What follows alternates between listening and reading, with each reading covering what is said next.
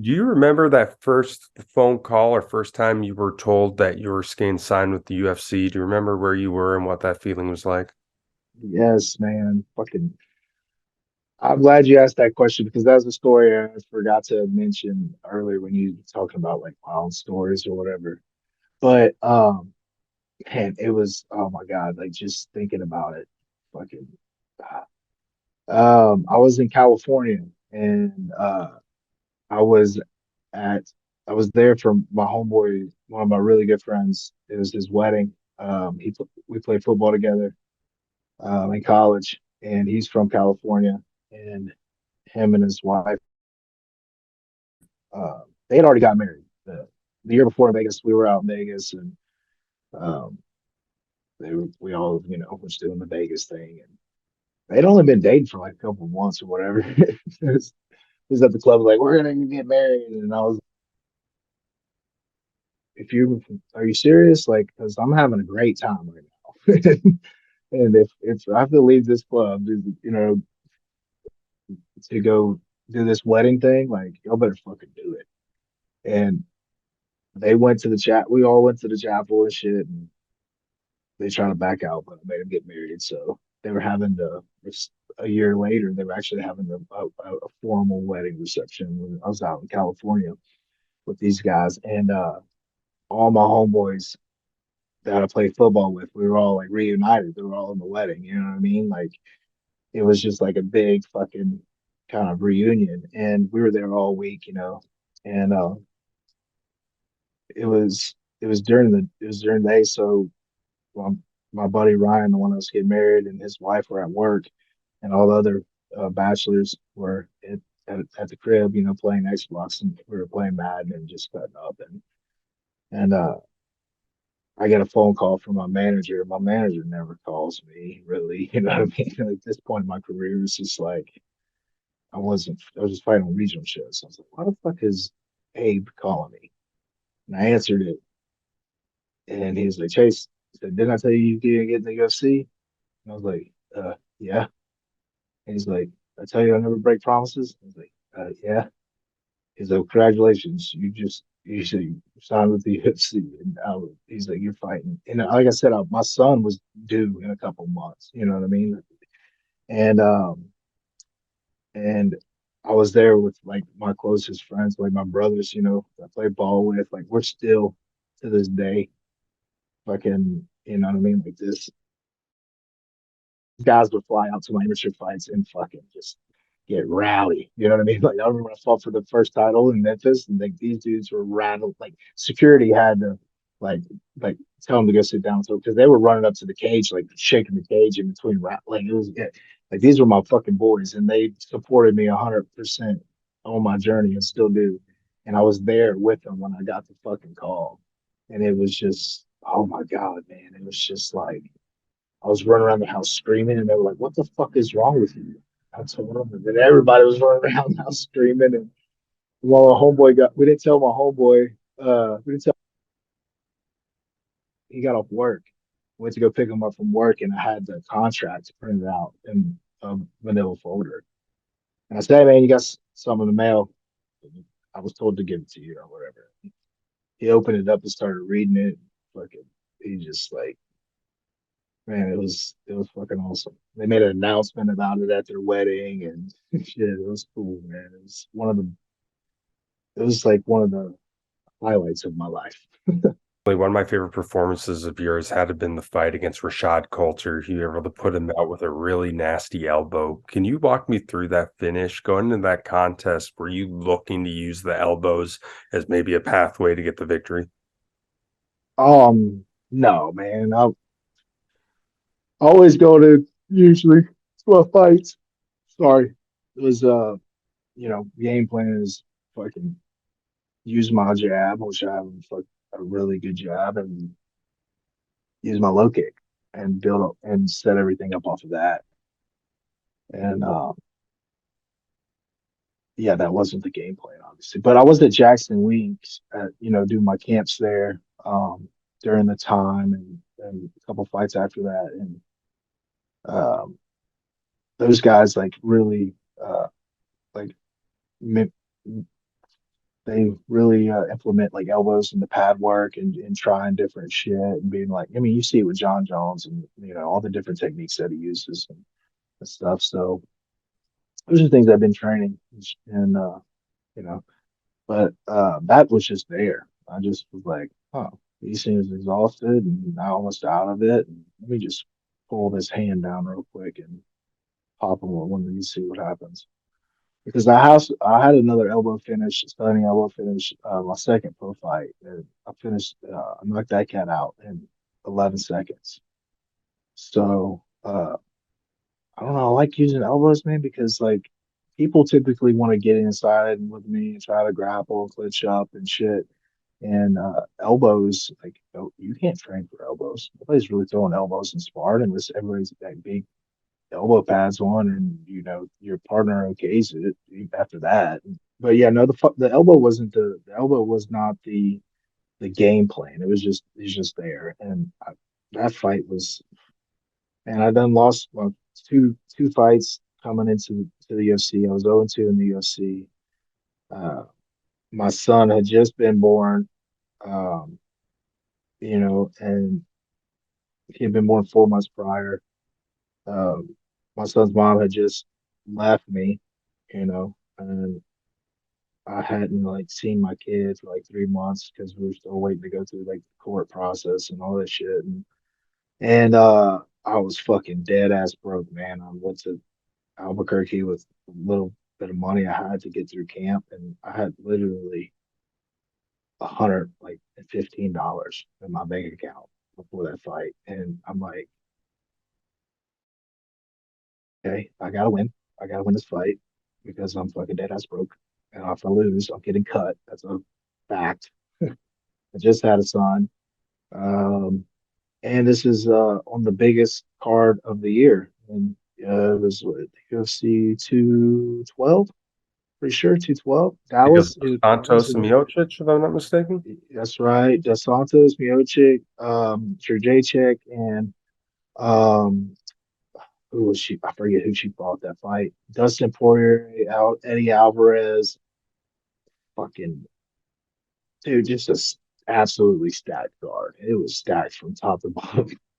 And I was like the second or third fight on the card, and I was fighting this cat from that was from Dallas. And I walked out, and it was fucking 20,000 people just fucking booing me. But prior to the fight, man, right in the locker room, I let it all go. I let all those worries and I let all those worries and all the things that like I told myself I had to do, like in order to get out of the situation I was in. I let all that shit go, and I was just like, I don't care what anybody thinks. I don't care what happens. I'm gonna go out there and I'm going to just do what I know I can do and not let any sort of hesitation hold me back. And I went out there, man, and I was just in a fucking flow state, man. I was just in a flow state and fuck. When I'm in that mental framework, man, like it don't matter if I have an 8 week camp, a fucking 2 week camp, it don't matter, you know, who the fuck is in the cage. Like when I'm in that frame of mind, I feel like I'm one of the best fighters in the world. You know what I mean? Like at that particular moment, it's like nobody I feel like can touch me. And the last couple of years, I've been trying to learn how to consistently tap into that framework. And I was there. I was definitely there for Gamebred fight for sure. Fuck Gamebred fight, man. It ended so quickly. Like I still had like, I mean, you could tell I still had I had a lot of emotional baggage and like a lot of pent up aggression even after that fight because I didn't get to let it out, but I was in the zone. I fought probably three more times that night. So being in that is getting in that state of mind on a consistent basis is key. to uh, my performance and a lot of people's performance, man. Science tells us that when we're in the flow state, that human performance uh, goes up by 500%. 500%. You perform 500% better than if you weren't. And there's like few key factors that determine whether or not you get in a flow state, which is really all it is your the the lower part of your brain, the lower subconscious part, the primal part. I'm pretty sure it's the amygdala. I don't, quote me on that, but I'm pretty sure it's the amygdala that causes you to go into a fight or flight state. And basically, if you're not running or you know, fleeing the situation, then your body starts producing all of these um, chemicals and endorphins to prepare you to fight. Because when you're a fucking caveman and there's a saber-toothed tiger running after you, you know what I mean? Your body is going to be like, okay, let me slow my heart rate down. Let me dilate my pupils. Let me be completely engulfed by the present moment because I cannot think about anything else besides the fact that there's a fucking saber-toothed tiger about to eat me. And so your brain, like literally, whenever you get into a flow state, that's kind of, the main key factors. The book is called The Rise of Superman. I don't know if you ever heard of it, but this is basically what they're talking about. It's the studying of the human body in the flow state. And they did it on extreme sport athletes because they saw such a huge progression in a few short years on these extreme sport athletes. Like, 20 years ago, you would have, a surfer would have laughed at you when you talked about surfing 50-foot wave. And now there's surfers out there consistently surfing 100-foot waves out in Portugal and Nazareth. And, you know what I mean? The same thing for like skiers and all these things. And the key factor that they found out, like the extreme progression in extreme sport, or the fast progression in extreme sports, was one was like is your aesthetics, how visually pleasing is your environment that you're in when you're performing whatever objective it is that you're trying to get to a flow state. So your aesthetics is one. So for instance, like if I'm riding my Harley Davidson, which is definitely a flow state practice, or if it's nice and beautiful, there's a sunset, there's not a lot of traffic, you're in on the back country roads or whatever, you're a lot than if, it's fucking traffic jam and you're hitting every red light and it's overcast and it's just shit weather, whatever. So aesthetics is one. Proprioception, your awareness of your body and space. That's another one. Um, and then the last one was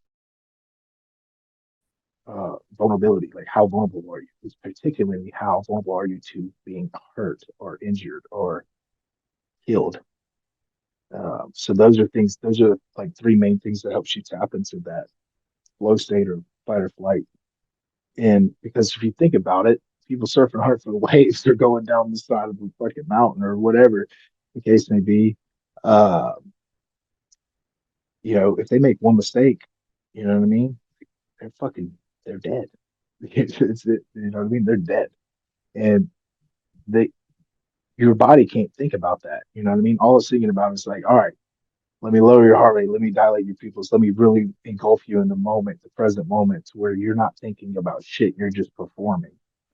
And they found like releases like your brain releases like I don't know like 10 times the amount of dopamine than if you were gonna do like a lot of cocaine while releasing the like 10 times the amount of fucking serotonin and oxytocin than if you were to like do some MDMA, or and then like way more adrenaline than any other drug you can do. Like your body starts pumping out endorphins for like like for pain.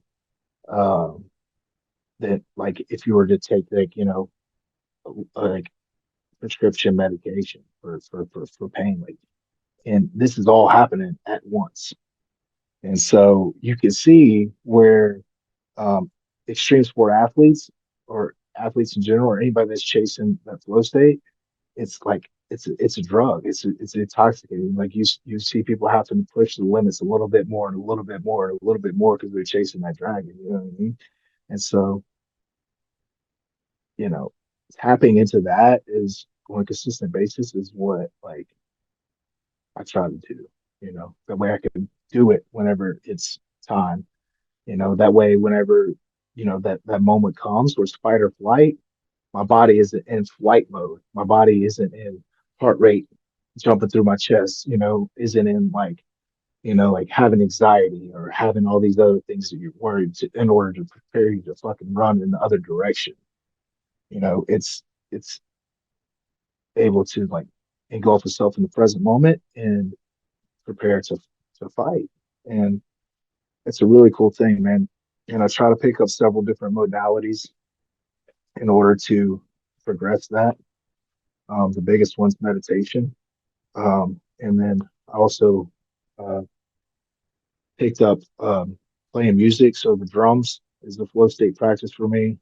I got that one from Alan Belcher. Ride my motorcycle, um, ride my skateboard. I got an electric skateboard. I like to rip on that thing. It's like 30 miles an hour. That's one. Anything that's kind of creative and dangerous at the same time. So, yeah, man, it's uh, it's been a cool like little 2 3 years of like really diving into the mind and what it's capable of as far as like performance and just everything, everything. Very cool. So, last question for you, Chase. You found a lot of success here in this bare knuckle format. Following your first stint in the UFC, you went over to BKFC, knocked off a very tough guy in Arnold Adams. You put on one heck of a performance at Gamebred MMA last week. What's next for you at this point? Are you trying to maybe stick around in the Gamebred format? Do you want to do some more bare knuckle action? Maybe fight a guy like a Roy Nelson, a Junior Dos Santos, an Alex Nicholson? Or what are your thoughts on it? What do you want to do now? Um, yeah, man. I want to. I told Dean is that I want to be the face of the company. You know what I mean? I feel like given the right opportunity, I feel like I'm very marketable fighter. I feel like that my niche is a little bit different than a lot of other people's, just authentic, and I feel like my style of fighting fits exactly uh, the format, and I'm I'm literally the former bare knuckle heavyweight champ of the world, and bare knuckle fighting, bare knuckle boxing, like started in my hometown. It 18 fucking 82. Was the first bare knuckle title that was fought for. So organized fighting started here in my town, and so like why not, man? You know what I mean? It's the organization's doing great right now. It's only going to grow. Um, so if I'm able to progress and grow my platform and be able to promote myself and make a name for myself as well as with this organization and grow together, then why not stay here? I mean, if because it's not always just about the money. You know what I mean? Like being a fighter, you fight for like glory, you fight for respect, you fight for all these other things. So the UFC has that, obviously, because it's the biggest show there is. But well, I'm gonna make a better suit. The new big show. I want to put the company on my back. You know what I mean? Let's see where it goes. Like, give me like I'm waiting on my opportunity. To be able to express to the world who I am and what I can do and who my people are, and influence them to do what they know they're capable as well. So, um, yeah, man, bare knuckle makes a lot of sense for me. I don't know what it is, but when I take the gloves off, it's just, I mean, even though I was just using 4 ounce gloves, which don't make that much of a difference with those lacerations, but I'm fucking comfortable with no gloves on. And I feel like my opponents see that and it makes them really uncomfortable. Like I'm not afraid to get hit with bare knuckle. You know what I mean? Like that's how I grew up fighting. I mean, I prefer it, and just a few other details that go on along with it. It just makes sense for my style, and it just where it came from and where it is now, and it's just man, it's just one of those things that's like, okay, my dream was to get to the UFC, but that was just potentially the path that's going to lead me to something even bigger, you know. And if I'm moving with clear intentions and a good heart, I think that everything's going to work out in my favor exactly how it should. Well, Chase, I appreciate you sitting down. I apologize for taking so long. I think we've been over an hour and a Nah, half. man, I enjoyed it. It was good. It was a good talk. I enjoyed it. Good. Have fun cutting it up, editing it, editing it. No worries, I will. But thank you so much. Look forward to seeing you back in the cage and wish nothing but best for you, my man. All right, bro. Take care.